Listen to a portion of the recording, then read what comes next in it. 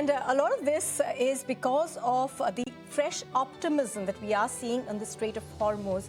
That's weighing in on oil prices. U.S. Treasury Secretary Scott Bessent has said that the U.S. and Iran could reach a deal as early as Wednesday to reopen the strait and restore freedom of movement for commercial shipping. The Secretary of State, Marco Rubio, says talks involving Oman and Iran have made progress, though no final agreement has yet been reached. Listen in to what they said. I think there's two things to talk about when there's a deal. There's the big deal, which is the one that has to do with their nuclear ambitions. They can never have a nuclear weapon. The president's been clear about that. So the denuclearization of Iran is the ultimate deal. I think the immediate deal, the one that you've seen a lot of focus on, is the Straits. The Straits, there are ships moving through the Straits. There's oil moving right now through the Straits. So the Straits are open.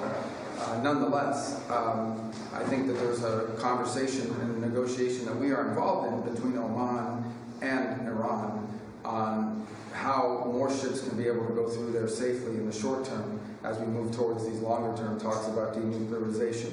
And suffice it to say, there's been progress made in those talks, but not finality yet. We're hoping that will happen very shortly.